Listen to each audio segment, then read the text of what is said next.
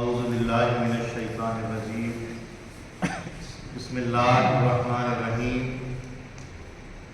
نحمدہ ونصلی علی رسولہ الکریم والمہدی الموعود علیہ الصلاۃ والتسلیم اما بعد قال اللہ تعالی فی القرآن المجید والفرقان الحمید اعوذ باللہ من الشیطان الرجیم بسم اللہ الرحمن الرحیم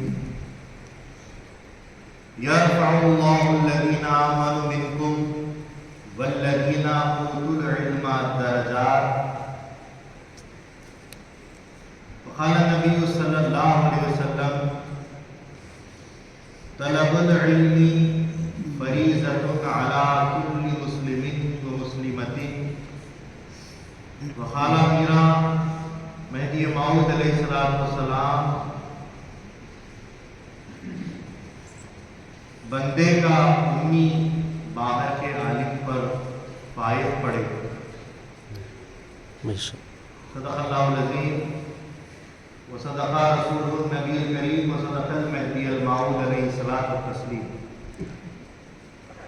ساری تعریف اللہ رب العزت کے لیے سزاوار ہے جو رب العالمین ہے، خالق دو جہاں ہے، مالک دو جہاں ہے، وحدہ لا شریک جس کی ذات ہے، ستار العیوب جس کی صفات ہے، علام الغیوب جس کی صفات ہے، کشاف القلوب جس کی صفات ہے. لاکھوں کروڑوں درود و سلام ہو آقا نامدار مدینے کے تاجدار خاتم النبیین شفیع المذنبین رحمت للعالمین راحت العاشقین احمد مصطفیٰ محمد مصطفیٰ رسول خدا صلی اللہ علیہ وسلم پر اور آپ کے تمام اہل بیت اطہار اور آپ کے تمام ذریات پر. اسی طرح لاکھوں کروڑوں درود و سلام ہو آقا نامدار فراہ کے تاجدار خاتم ولایت محمدیہ معصوم عن الخطا مبین کلام اللہ خلیفۃ اللہ حضرت میرا سید محمد جون پوری مہدی موعود علیہ السلام پر اور آپ کی تمام ذریات پر اور اہل بیت اطہار پر. معزز و مکرم حاضرین مجلس،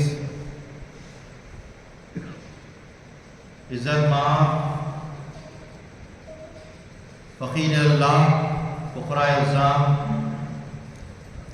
والد بزرگوار مکرمی حضرت سید محمد عتیق میاں صاحب تنویری حفظہ اللہ تعالی و دیگر فقراء کرام دانشوران قوم اور مصلیان مسجد، پیارے بچوں، السلام علیکم ورحمۃ اللہ وبرکاتہ. وعلیکم السلام ورحمۃ اللہ وبرکاتہ. حاضرین گرامی، آج ایک بڑا موقع اس فقیر کو اور آپ تمام کو اللہ نے دیا ہے کہ اپنے پیر و مرشد کا فیض حاصل کریں.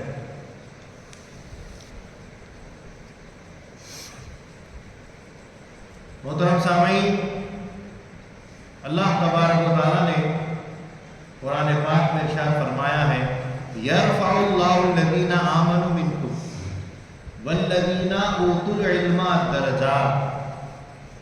یعنی کہ قرآن کہتا ہے، اللہ فرماتا ہے کہ اللہ تبارک و تعالیٰ ایمان لانے والوں اور علم حاصل کرنے والوں کے درجات کو بلند فرماتا ہے. اللہ تعالیٰ ایمان لانے والوں اور علم حاصل کرنے والوں کے درجات کو بلند فرماتا ہے.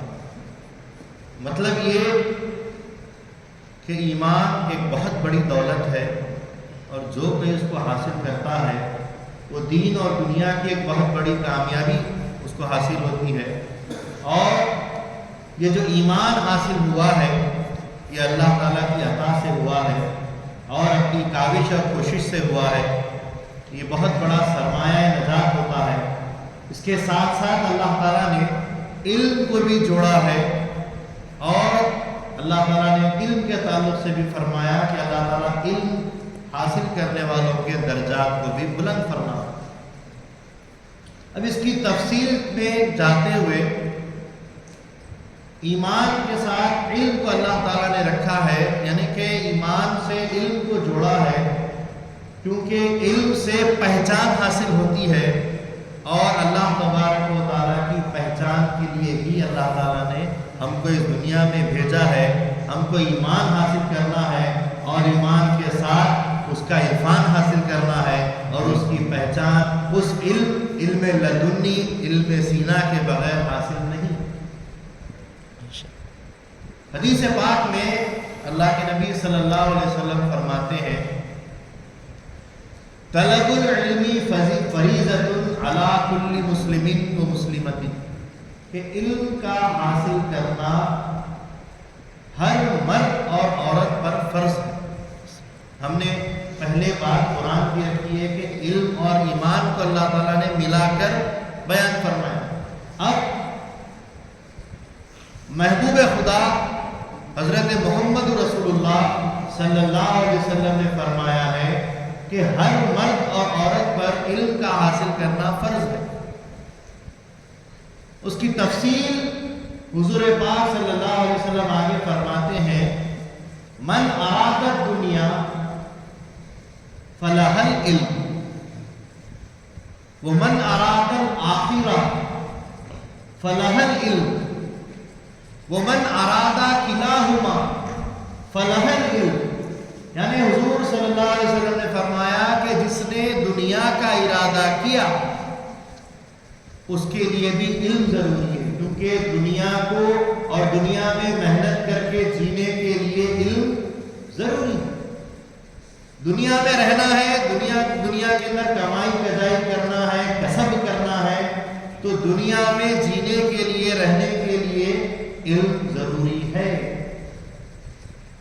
پھر حضور نے فرمایا ومن اراد الآخرہ فلہ العلم، جس نے آخرت کی تیاری کرنی ہے، جس نے آخرت کے لیے توشہ زاد تیار کرنا ہے، اس کے لیے بھی علم. اور حضور فرماتے ہیں ومن اراد کلاہما، اور جس نے دونوں یعنی دین یعنی کہ دنیا اور آخرت دونوں کا ارادہ کیا تو اس کے لیے بھی علم ہے. اسی لیے قرآن کہتا ہے ربنا آتنا فی الدنیا حسنۃ وفی الآخرۃ حسنۃ وقنا عذاب النار. اے اللہ ہم کو دنیا کے حسنات کیسے ملیں گے؟ علم سے، سیکھنے سے ملیں گے. اور آخرت کے حسنات کس سے ملیں گے؟ علم سے ملیں گے. اور ہم کو دوزخ کی آگ سے بچا. اب یہ علم بہت بڑی چیز ہے لیکن سمجھنے والوں کے.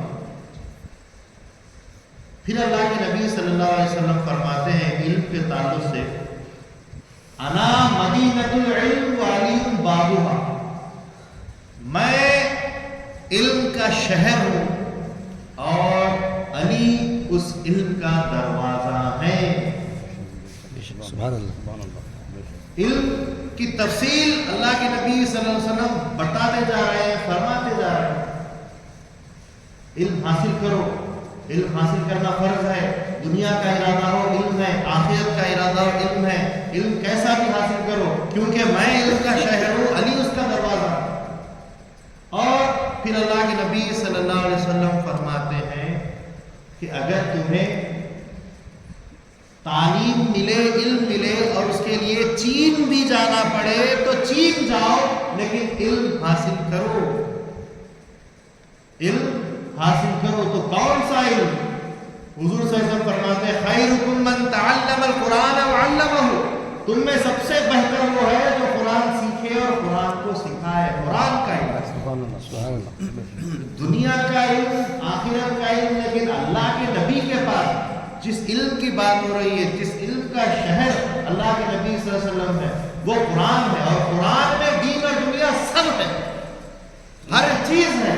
اس کی تعلیم دنیا کے علم کے کے لیے دنیا میں جانے کی ضرورت نہیں ہے، اسی قرآن سے دنیا کی تعلیم ملتی ہے. تمہیں دین اور آخرت کی تعلیم کے لیے کہیں جانے کی ضرورت نہیں ہے، اسی قرآن سے ملتی ہے. قرآن ساری کی ساری کائنات کے علوم کا لب لباب رکھتا ہے، سب کا مغز رکھتا ہے. قرآن ساری کی ساری چیز ہے، اور اس قرآن کے لب لباب کے اندر اگر علم کی بات کی جائے تو وہ سارا کا سارا علم صرف اور صرف اللہ تبارک و تعالیٰ تک پہنچنے کے لیے، اس کی رسائی کے لیے ہے. کہ امامنا مہدی موعود علیہ السلام کے سامنے علم قرآن کے تعلق سے پوچھا گیا کہ میرا جی اس پورے قرآن کو، جیسا کہ فقیر نے کہا کہ دنیا کا کوئی علم، آخرت کا کوئی علم، دین کا کوئی علم آپ کو قرآن میں مل سکتا ہے، تو ایک صحابی مہدی نے پوچھا کہ قرآن کا پورا علم ایک آیت میں بتائیے. تو مہدی موعود علیہ السلام فرماتے ہیں تم پورے قرآن کی کیا بات کرتے ہو؟ اگر تم زبور کی بات کرتے ہو، انجیل کی بات کرتے ہو، توریت کی بات کرتے ہو، قرآن کی بات کرتے ہو، اللہ کے طرف سے جتنے بھی صحیفے دنیا میں پیغمبروں پہ بھیجے گئے ہیں، ان تمام صحیفوں کی میں ایک مراد ایک آیت میں بتاتا ہوں، اور وہ ہے لا الہ الا اللہ. سبحان اللہ، سبحان اللہ. اللہ تعالیٰ اس علم کے ساتھ ہمارے ایمان کو اور ہمارے علم کو درجات بخشتا ہے.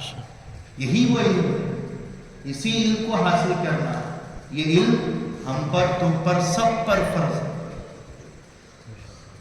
تو اب اسی علم کی تفصیلات کو دیکھتے ہوئے اللہ کے نبی صلی اللہ علیہ وسلم نے تعلیم کو فرض فرمایا، بلکہ اصحاب نبی صلی اللہ علیہ وسلم میں حضور پاک علیہ السلام نے مسجد نبوی میں ایک چبوترا تک بنا رکھا تھا، ایک بڑی سیڑھی بنا رکھی تھی جس کو اصحاب صفا کے نام سے یاد کیا جاتا ہے. اور اس چبوترے پہ بیٹھنے والے اصحاب نبی صلی اللہ علیہ وسلم کا کام کیا تھا؟ صرف اور صرف علم حاصل کرنا. وہ وقف کر دیے گئے تھے علم کے لیے. ان کا کام نوکری کرنا نہیں، ان کا کام محنت کرنا نہیں، ان کا کام جنگ و جدال کے لیے جانا نہیں، ان کا کام کچھ نہیں. ان کا کام صرف اور صرف یہ کہ وہ اس جگہ پر بیٹھے رہیں اور نبی پاک صلی اللہ علیہ وسلم سے علم حاصل کرتے رہیں. یہاں تک کہ دوسرے صحابہ ان علم حاصل کرنے والوں کے لیے خدمت کیا کرتے تھے. وہ اصحاب نبی میں فضیلت رکھتے ہیں کہ حضور سے اس چبوترے پہ، مسجد کے اس چبوترے پہ بیٹھتے ہیں جہاں صرف اور صرف علم کی بات ہوتی ہے. اس جگہ پر بیٹھنے والوں کی دوسرے صحابہ عزت کرتے تھے، ان کی توقیر بجا لاتے تھے، ان کی خدمات کرتے تھے. یہاں تک کہ اللہ کے نبی صلی اللہ علیہ وسلم ان علم حاصل کرنے والوں کے لیے ارشاد فرماتے ہیں من خرج فی طلب العلم فهو فی سبیل اللہ.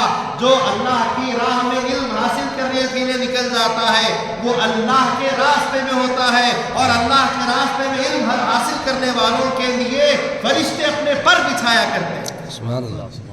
علم حاصل کرنا ضروری ہے. حضرت کرام، حضور صلی اللہ علیہ وسلم کے تعلق سے بتایا جاتا ہے کہ آپ امی لقبی تھے. یاد رکھیے، نبی مکرم صلی اللہ علیہ وسلم صرف امی لقبی تھے لیکن امی نہیں تھے. عالم الغیب والشہادہ، ہر غیب کی علم رکھنے والے اور اس کی گواہی شہادت دینے والے آپ کی ذات تھی. یہ اور بات ہے کہ آپ نے اپنے ہاتھ میں قلم کو نہیں پکڑا، ورنہ لوگ کہتے کہ آپ لکھ کر پڑھا کرتے ہیں. اللہ کے نبی صلی اللہ علیہ وسلم نے صرف اللہ کی تعلیم کو آپ کی زبان سے پڑھایا، جیسے پڑھایا اللہ تعالیٰ نے. حضور صلی اللہ علیہ وسلم جب قرآن پڑھتے تھے، تعلیم جو ہے دینے کے لیے بیٹھتے تھے، تو اللہ تعالیٰ فرماتا کہ آپ جلدی جلدی پڑھا مت کیجیے. آپ کو پڑھانا اور اس کو یاد دلانا اور پھر اس کا بیان کرانا، یہ سب ہمارے ذمہ میں. ثم ان علینا بیانہ، اس کا بیان بھی ہمارے ذمہ میں. اس کا نازل کرنا ہمارے ذمے میں ہے، اس کا پڑھانا ہمارے ذمے میں ہے، اس کی حفاظت یاد رکھانا ہمارے ذمے میں، اس کا بیان بھی ہمارے ذمے میں ہے۔ نحنو نزلنا الذکر وَإِنَّا لَهُ لَحَافِظُونَ، ہم نے ہی قرآن کو اتارا ہے، ہم ہی اس کی حفاظت کرنے والے۔ حضور صلی اللہ علیہ وسلم کی طرف سے اللہ تعالیٰ نے ایک ہم کو عطیہ یہ دیا ہے کہ آپ نے قلم نہیں پکڑا، اگر قلم پکڑ لیتے تو پھر آپ کا معاملہ ہی کچھ اور ہوتا۔ تو تعلیم ضروری ہے، اور اسی تعلیم کو امامنا مہدی موعود علیہ السلام اپنے دور ولایت میں 60 سال کے ہوئے آپ حافظ قرآن ہو چکے۔ حضرت مخدوم شیخ دانیال علیہ رحمہ کے یہاں آپ تعلیم کے لیے اپنے بڑے بھائی حضرت میاں سید احمد رضی اللہ تعالیٰ عنہ کے ساتھ جب جاتے تو مخدوم شیخ دانیال رحمت اللہ علیہ اٹھ کر مہدی موعود علیہ السلام جو 7 سال کے ہیں ان کا استقبال کرتے، اور اپنی مسند پر، مسند تدریس پر جہاں استاد درس دیا کرتا ہے وہاں ان کو بٹھاتے اور خود بازو میں بیٹھ جاتے۔ اور پھر جب مہدی موعود علیہ السلام درس و تدریس کے ان اوقات سے فارغ ہوتے تو مہدی موعود علیہ السلام جب جانے لگتے تو مخدوم شیخ دانیال رحمت اللہ علیہ پھر کھڑے ہوتے اور تعظیم میں ان کے ساتھ جا کر باہر تک ان کو چھوڑ کر آتے۔ بھائی کہتے حضرت میاں سید احمد رحمت اللہ علیہ رضی اللہ تعالیٰ عنہ کہ میں ان سے بڑا بھائی ہوں، آپ میری تعظیم نہیں کرتے، لیکن آپ میری بجائے ان کی تعظیم کرتے ہیں جبکہ وہ چھوٹے ہیں۔ تو کہا کہ تمہارے بھائی جو چھوٹے بھائی ہیں وہ کوئی معمولی ذات نہیں ہے، وہ کوئی معمولی شخصیت نہیں ہے، وہ آنے والے وقت کی مہدی موعود کی ذات ہے، اور اسی لیے میں ان کی تعظیم کرتا ہوں۔ اور امامنا مہدی موعود علیہ السلام جب اس تدریس گاہ میں رہتے تھے، مسجد کھوکری میں جب آپ رہتے تھے تو خواجہ خضر علیہ السلام بھی حاضر ہوتے تھے، اور دونوں شیخ مخدوم شیخ دانیال رحمت اللہ علیہ اور خواجہ خضر علیہ السلام آپس میں کچھ علمی مذاکرات کرتے، علمی تذکرے کرتے، سوال جواب کرتے، کیونکہ ایک جیسا ولی ہے تو ایک ولی آخر الزمان ہے، اول تاخیر ولی ہے اللہ تعالیٰ کی طرف سے حضرت خضر علیہ السلام، اور ایک طرف ایک ولی ہے حضرت مخدوم شیخ دانیال رحمت اللہ علیہ۔ جب ایک بڑے ولی جو اول سے لے کے آخر تک جن کی زندگی کا کوئی اختتام بتایا نہیں گیا ہے وہ موسیٰ علیہ السلام کے بھی زمانے میں تھے، اور مہدی موعود علیہ السلام کے زمانے میں بھی ہے، اور آئندہ کتنے وقتوں میں کب تک قیامت تک رہ سکتے ہیں واللہ اعلم۔ ہر زمانے کے ولی ہو رہے ہیں اور ایک اس زمانے کے ولی ہیں، دونوں میں علمی مذاکرات ہو رہے ہیں، لیکن جب کبھی ان دونوں کی باتوں میں کہیں کوئی بات جا کر جب رک جاتی ہے، کہیں کوئی بات جا کر سوال بن جاتی ہے، سوال یا نشان ہوتی ہے، تو پھر دونوں کی ولایت وہی دھری کی دھری رہ جاتی، اور ان کا جواب پھر ولایت مصطفیٰ سے لیا جاتا ہے۔ اور مہدی موعود علیہ السلام جو ولایت مصطفیٰ کا علم رکھتے ہیں وہ چھوٹے سے بچے 7 سال کے ہیں، لیکن ان دونوں بڑے بڑے ولیوں کو آپ ان کے سوال کا جواب دیا ہے۔ کیا بات، سبحان اللہ۔ وہ علم حضرت مہدی موعود علیہ السلام اور جونپور کے 1400 پال کی نشین علماء جب حضرت امامنا مہدی موعود علیہ السلام فارغ التحصیل ہو کر 12 سال کی عمر کو پہنچے تو سارے علماء کا ایک مجمع، ایک اجماع علماء کی بیٹھک رکھی گئی، اور اس میں امامنا مہدی موعود علیہ السلام کے جو سو علم کے تعلق سے اور ان کے مقام کے تعلق سے گفتگو رکھی گئی۔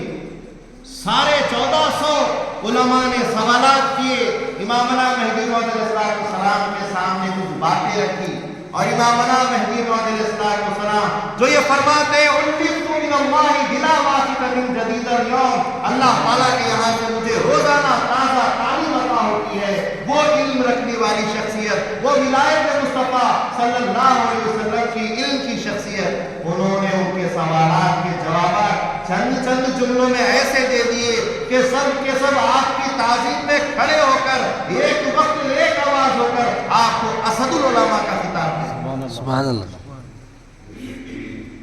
یہ ہمارے پاس قوم مہدویہ میں دین اسلام میں علم کی بات ہو رہی ہے، علم کی تعلیم کی بات ہو رہی ہے، تعلیم بہت ضروری ہے۔ اب سوال یہ ہوتا ہے کہ یہ جو تعلیمات علم کی بات یہ جو بتائی جا رہی ہے، سنائی جا رہی ہے، سمجھائی جا رہی ہے، کس لیے؟ رسول پاک صلی اللہ علیہ وسلم فرماتے ہیں کہ جو کچھ بھی مجھ سے سیکھو بلغوا انی ولو کان آیہ، حضور کا فرمان، مجھ سے سیکھو اگرچہ کہ ایک آیت بھی کیوں نہ ہو، اور اس کی تبلیغ کرو، اس کو پہنچاؤ۔ علم کے تعلق سے علماء فرماتے ہیں العلم زون یوضع بہ المصابیح ولا ینقص منها، علم ایک ایسا چراغ ہے جس سے ہزاروں چراغ روشن ہو جاتے ہیں، لیکن اس کے بعد بھی اس چراغ کی روشنی کم نہیں ہوتی۔ سبحان اللہ۔ وہ سارے چراغ روشن کرنے کے لیے، وہ دین اسلام کی بات اور اس کی تبلیغ کرنے کے لیے علم مجھ سے سیکھو اور دوسروں تک پہنچاؤ۔ بلغوا انی ولو کان آیہ، مجھ سے علم سیکھو اور ایک آیت ہی کیوں نہ سیکھو، اس کو دوسروں تک پہنچاؤ۔ تو حاضرین گرامی، اسی بات پر امامنا مہدی موعود علیہ السلام فرماتے ہیں کہ بندے کا امی باہر کے عالم پر بھاری پڑے۔ بے شک سبحان اللہ۔ ہمارے جو امی ہیں، جو ان پڑھ ہیں، جو زیادہ علم نہیں رکھتے ہیں، وہ باہر کے عالم پر، غیروں پر بھاری پڑتے ہیں۔ تو غور کرنے کی بات ہے کہ جہاں امی باہر کے عالم پر بھاری پڑ جاتے ہیں تو یہاں کا عالم کا کیا عالم ہوگا؟ مہدی موعود علیہ السلام کے دربار کا، ان کے دائرے کا عالم کا کیا مقام ہوگا؟ جب دائرے کے امی باہر والوں پر بھاری پڑ جاتے ہیں، باہر کے عالموں کو ہرا سکتے ہیں، تو پھر دائرے کے عالموں کا مقام کیا ہوگا؟ یہ علم وہی علم ہے جو علم لدنی، علم سینہ، علم القرآن، علم البیان اور علم عرفان کی بات ہو رہی ہے۔ کوئی معمولی دنیا کا علم نہیں ہے، کوئی کاروباری تجارت کا، بزنس کا علم نہیں ہے، یہ علم لدنی کی بات ہو رہی ہے، علم سینہ کی بات ہو رہی ہے، علم قرآن کی بات ہو رہی ہے۔ تو حاضرین گرامی، ویسا ہی علم دور ولایت میں، دور نبوت میں اور قرآن کی روح سے جو سو ثابت اور دائم اور قائم رہا، اسی علم کی ضرورت ہے۔ اور ایسا علم حاصل کرنے والے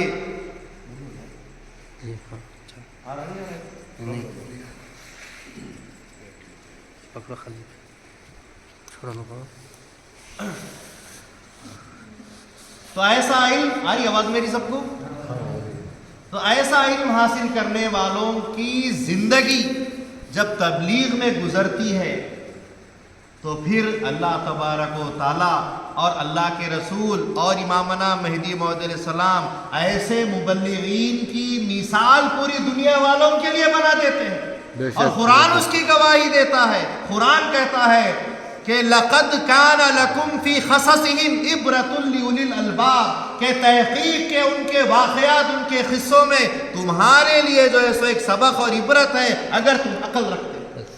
جن کی زندگی علم کے حاصل کرنے میں گزر جاتی ہے، جن کی زندگی اس علم کو پہنچانے میں گزر جاتی ہے، تو ویسے عالم حضرات، ویسے مبلغ حضرات پھر تمام تر لوگوں کے لیے ان کی زندگی کی سیرت، سوانح، قصے ان کے تمام لوگوں کے لیے عبرت اور ایک سبق کا باعث بن جاتی ہے۔ یہ قرآن کہہ رہا ہے۔ قرآن کی بات سے مبلغین کی بات ثابت ہو رہی ہے کہ مبلغین کا اللہ کے یہاں ایک مقام ہے، ان کے ایمان کا ایک مقام ہے، ان کے علم کا ایک مقام ہے، اور اس علم کو پہنچاتے ہوئے ان کی تبلیغ کا ایک مقام اللہ تعالیٰ نے رکھا ہے۔ ایسے ہی مبلغ قوم، لسان قوم، پے کرے صداقت اور شیریں بیاں، علامۃ العصر، فصیح الشعراء حضرت پیر و مرشد میاں سید ابو القاسم تسخیر حیدرآبادی اہل ہستڑا رحمۃ اللہ علیہ کی ذات بابرکات رہی ہے، بے شک بے شک، جو علم بھی حاصل کی ہے اور جس کے پاس اللہ تعالیٰ کی عطا سے، اس کے خاندان قبیلے سے، بزرگوں کی جو ہے سو محنت سے ایمان بھی رہا، علم بھی رہا اور تبلیغ بھی رہی۔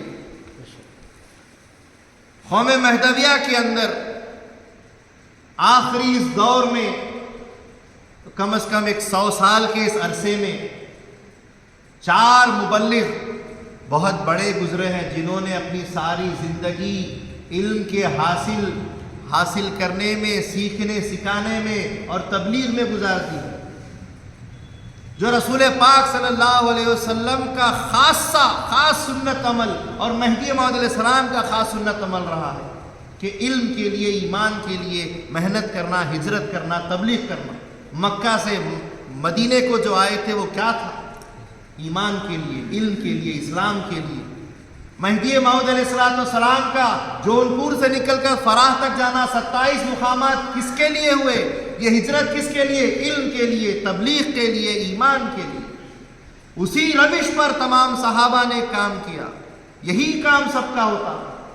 حضرت عبد الملک سجاوندی عالم باللہ رحمۃ اللہ علیہ بڑے عالم دین تھے، دین کا بہت علم رکھتے تھے، لیکن جب جنگل میں اللہ تبارک و تعالیٰ کی طرف سے ایک راشد مجھ پر ہونا چاہیے، اس سوچ سے ایک جنگل میں نکلے تو 2 چھوٹے چھوٹے بچوں کو پیڑ کے پاس بیٹھا علم سے دیتا ہوا ایک دوسرے کو دیکھا، ایک دوسرے کو بچے علم دے رہے ہیں۔ کیا کام دائرے کا تھا؟ شاہ دلاور رضی اللہ تعالیٰ عنہ مقبول مہدی کے دائرے کے رہنے والے 2 چھوٹے چھوٹے معصوم بچے جو لکڑیاں اٹھانے کے کام سے جنگل میں آئے تھے، نماز کا وقت ہو گیا، لکڑیوں کا کٹا چھوڑا، نماز عصر پڑھی اور معمول کے مطابق دائرے میں جو روزانہ کا معمول ہوتا ہے، ٹائمنگ ہوتی ہے، اس ٹائم ٹیبل کے حساب سے عصر کے بعد روزانہ پیر و مرشد صاحب دائرہ کا بیان ہوا کرتا تھا، تو وہی مذاکرہ، وہی نقل کرتے ہوئے،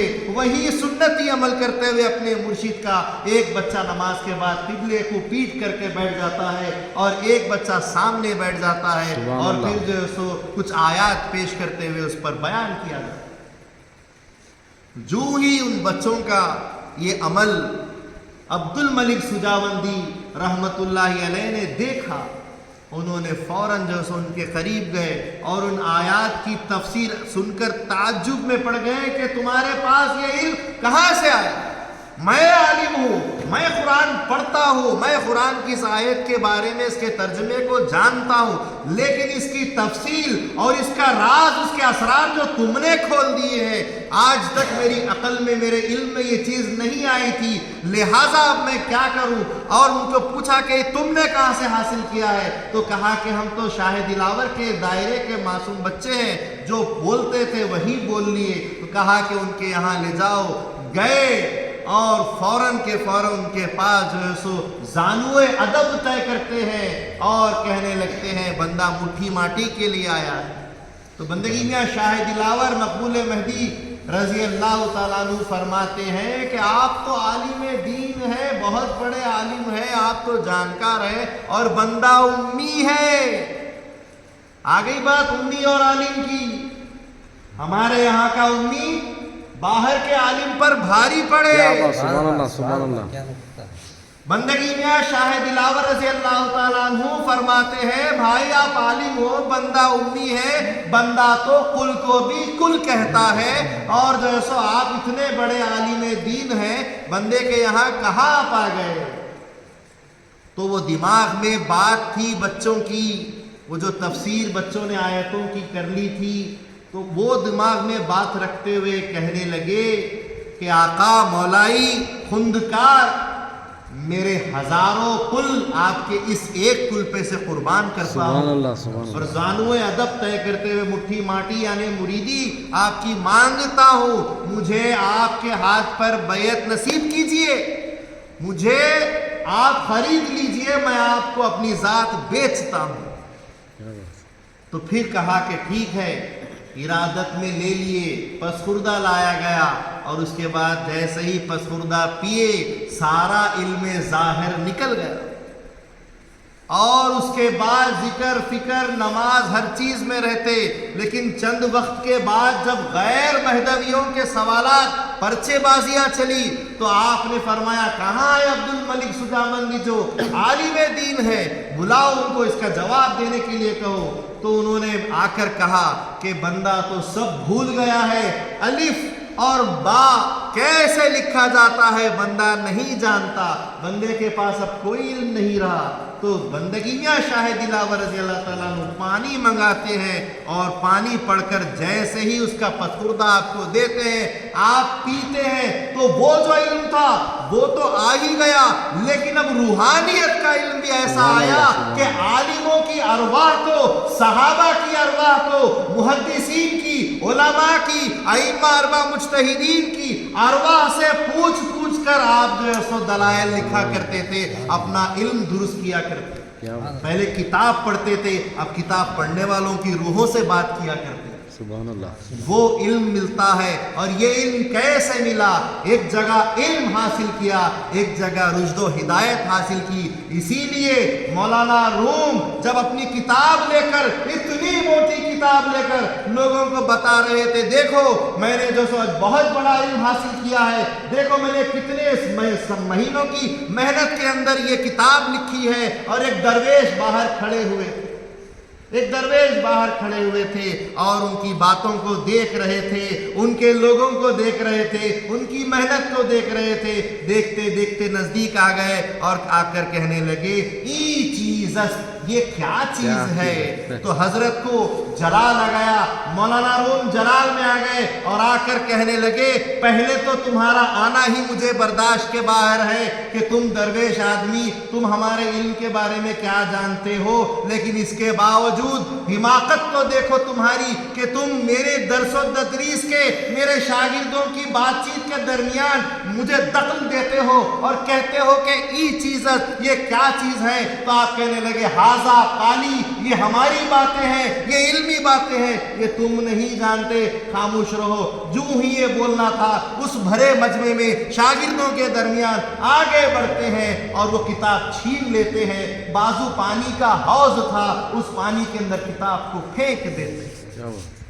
किताब को पानी में डाल देते हैं। हाँ हाँ, मौलाना रूम उछलने लगे, आप बेताब हो गए, जलाल गजब में आ गए। क्या किया? महीनों की मेरी मेहनत बर्बाद कर दी। पहले लिखाई स्याही से होती थी और वो स्याही डुबा डुबा कर लिखते थे, पानी का छींटा भी पड़ जाए तो सब मिट जाता। पूरे का पूरा किताब का मसवदा पूरा जो है सो हौज में डाल दिया गया, तो सब खत्म हो गया है। इतनी मेहनत गारत हो गई, हैरान परेशान, गजब में, जलाल में, और जो सो ऐसी कैफियत में थे। जब उनकी ये कैफियत और बढ़ने लगी तो वो दुर्वेश जो थे आगे बढ़ते हैं, किताब पानी में से निकालते हैं और उनके सामने उनके टेबल पर रख देते हैं। और वो जल्दी जल्दी किताब पकड़कर और पेजेस उल्टा उल्टा कर देखते हैं तो क्या देखते हैं कि सब का सब लिखा हुआ है और किताब पर पानी का कोई असर नहीं है। यहाँ तक के पानी की एक बूंद भी उसके ऊपर नहीं है, ऐसा जैसा कि पानी में किताब गई ही नहीं।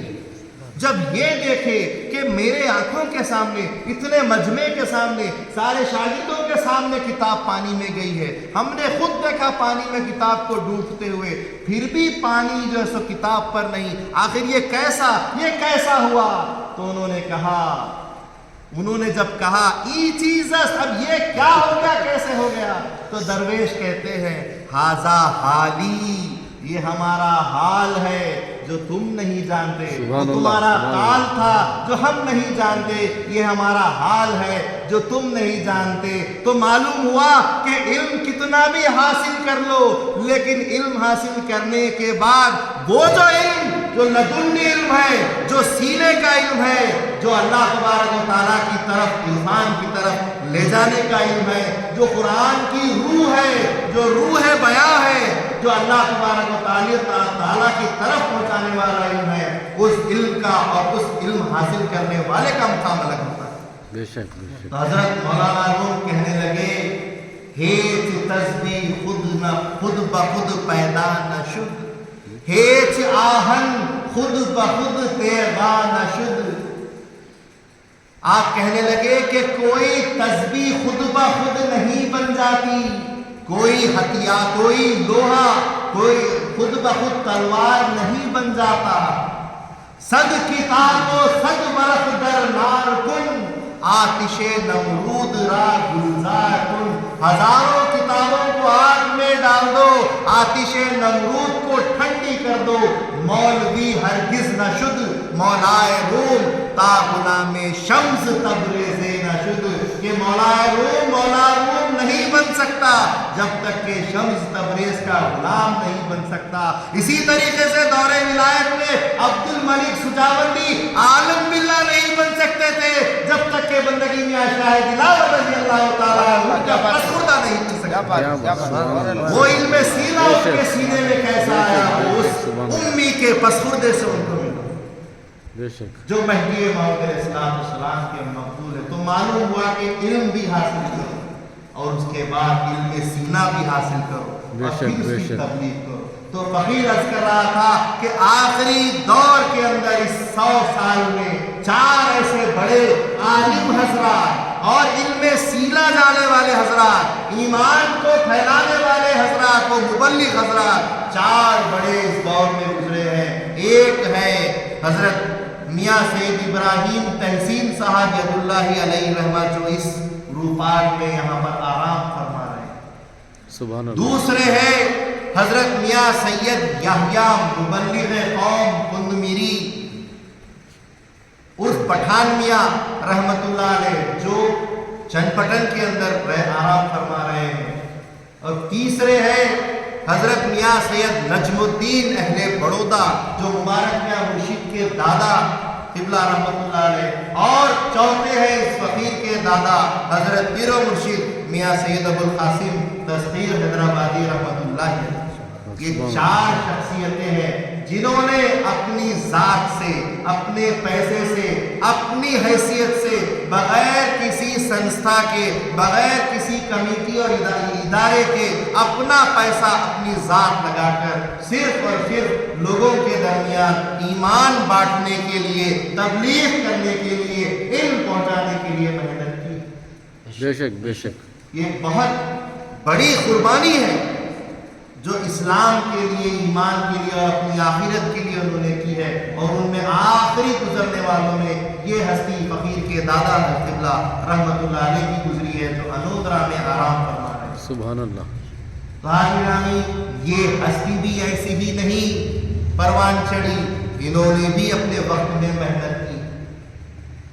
روایت میں آتا ہے دادا حضرت قبلہ رحمت اللہ علیہ کی اپنی زندگی، اپنے سوانے میں وہ خود فرماتے ہیں کہ بندہ حیدرآباد کے اندر پیدا ہوا اور ایک معزز اور علمی گھرانہ فقیر کا رہا ہے، اور حضرت کے یعنی حضرت قبلہ رحمت اللہ علیہ جد ابجد فرماتے ہیں کہ ان کے والد بزرگوار حضرت سید محمد باوا صاحب میاں صاحب کاتب خوشنویس، جو جامع عثمانیہ کی اندر جو ہے سو خوشنویسی کا کام سکھاتے تھے، کاتب تھے بہترین، جو ہے سو آپ جو سو تحریر فرماتے تھے۔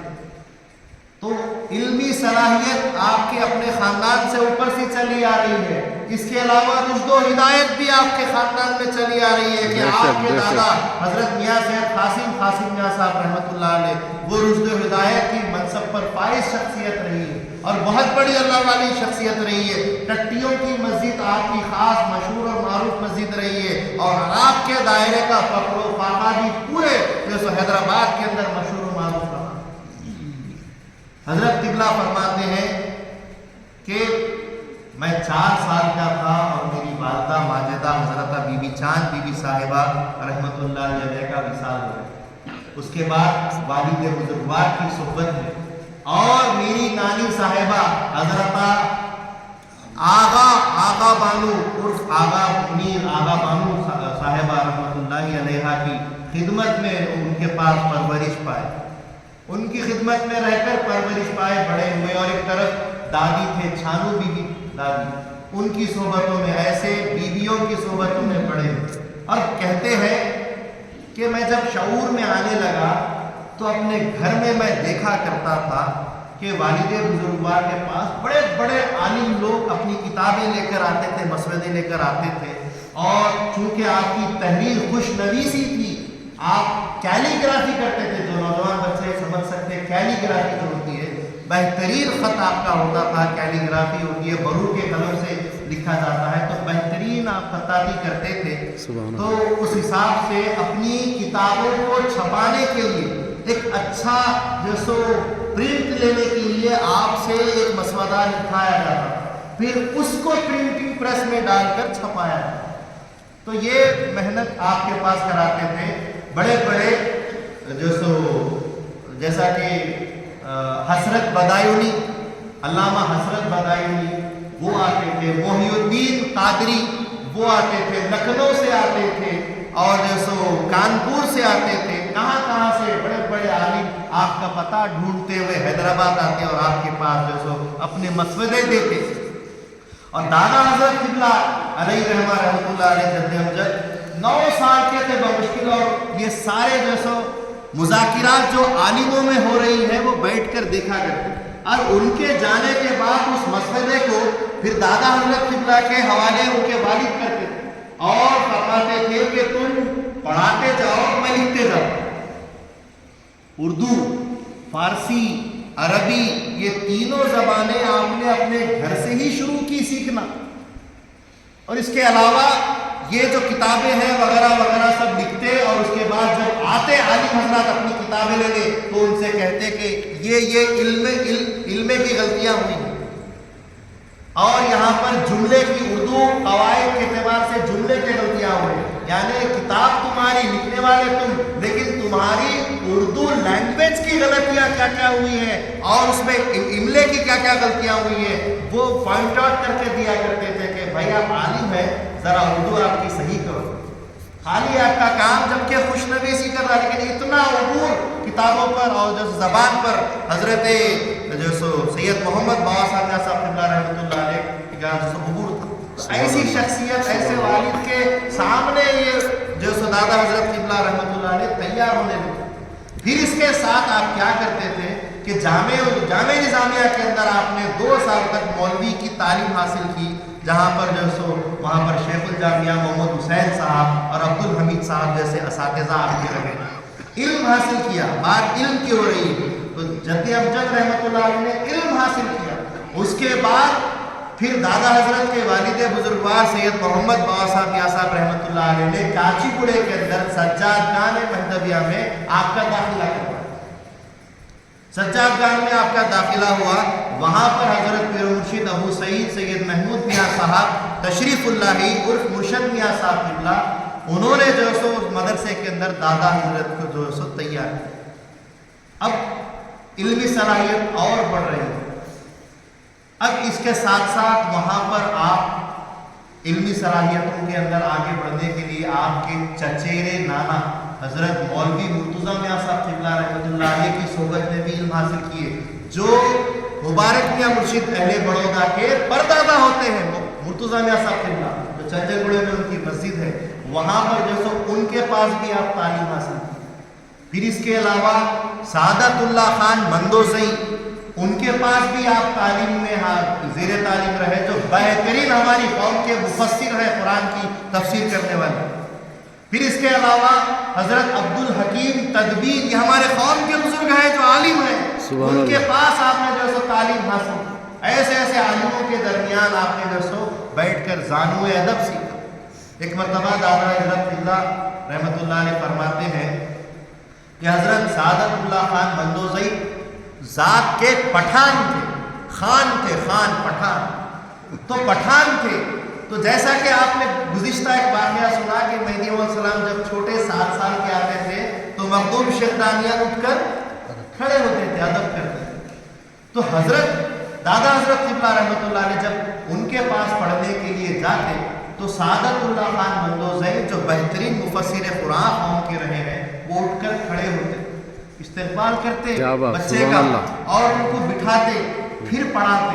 اور جب دوران تعلیم پڑھائی میں کوئی خامی ہوتی تو چھوٹی چھوٹی چونٹیاں جیسے ان کو یہاں پر بغل کے پاس یا پھر جیسے کان کے اوپر کھینچتے۔ تو دادا حضرت چونکہ چھوٹے تھے، 12-14 سال کی آپ کی عمر مبارک تھی، تو آپ پوچھتے حضرت یا تو آپ میری تعظیم کریے، میری قدم بوسی کریے۔ آتے تھے تو قدم بوسی کرتے تھے دادا حضرت کی، اور پڑھاتے وقت چونٹیاں لیتے تھے۔ تو دادا حضرت عرض کرتے کہ یا تو مجھے جو سو قدم بوسی مت کریے یا تو پھر چونٹیاں مت لیجیے۔ تو ان کا جواب کیا تھا؟ حضرت سعادت اللہ خان مندوزئی علیہ رحمہ کا آپ فرماتے ہیں کہ بابا اگر چونٹیاں نہیں لوں گا تو تمہاں کو علم کیسے سکھاؤں گا، اور تمہارے بابا دادا کو منہ کیسے دکھاؤں گا؟ مر کے جاؤں گا تو ان کو منہ کیسے دکھاؤں گا کہ بچے کو تم نے تعلیم نہیں دی؟ اسی لیے تعلیم کے لیے چونٹیاں لے رہا ہوں، اور قدم بوسی اور تعظیم اس لیے کر رہا ہوں کہ تمہاری مشت خاک سے میں قبر میں جاؤں گا۔ تم سید ہے، سادات ہے، اہل بیت ہے، تو تمہارا ہاتھ، تمہاری مشت خاک میرے لیے ضروری ہے، اور تم بھی میرے لیے دعائیں مغفرت کر سکتے ہو، اسی لیے یہ بھی کام ضروری ہے، وہ بھی کام ضروری ہے۔ کیا بات! بزرگان دین نے ایسا ان کو جو سو سنوارا، ان کو اٹھانا۔ پھر حضرت حکیم مرشد میاں صاحب قبلہ علیہ رحمہ کے مدرسے میں تو کئی بچے پڑھنے کے لیے آتے تھے، لیکن وہ بچے عام بچے نہیں تھے، معالم کی تعلیم نہیں، علم سینہ کی تعلیم کے لیے وہاں پر بچوں کا داخلہ ہوتا تھا۔ وہاں پر وہی بچے تعلیم حاصل کرتے جو آگے جا کے مرشد بننے والے ہوتے ہیں۔ سبحان اللہ۔ مشائخین کے جانشینوں کی تعلیم اس مدرسے میں سجادگان مہدویہ میں دی جاتی تھی، وہاں پر آپ پھر تعلیم سینہ کے لیے بھی جو سو وہاں پر رہا کرتے، اور اپنے گھرانے میں ایک بہترین مرشد حضرت میاں سید خدا بخش سیسا میاں صاحب رحمۃ اللہ علیہ کی صحبت میں بھی آپ پروان ہوئے، جو آپ کی والدہ کے پھوپھا تھے، ان کی زیر تعلیم آپ حاصل کریں۔ یہ تعلیم کے ساتھ پھر آپ نے شعر و سخن کی تعلیم میں آئے، اور بڑے بڑے شعرا، قمر الشعرا حضرت سید ابراہیم قمر رحمۃ اللہ علیہ کے زیر نگرانی آپ نے جو سو شاعری کی ابتدا کی۔ حضرت سید محمد بابا صاحب رحمۃ اللہ علیہ ان کے والد نے ان کو جو سو ان کے حوالے کیا کہ ان کو سکھاؤ۔ کچھ وقت کے بعد آپ جو سو حضرت توفیق علیہ رحمہ، توفیق حیدرآبادی علیہ رحمہ کے شاگرد حضرت توحید، ان کے جو سو زیر نگرانی پھر وہاں سے جو سو آپ تعلیم حاصل لینے لگے، شعر و سخن کی، شاعری کی، اور پھر انہوں نے جو سو ان کا تقدس جو سو تسخیر رکھا۔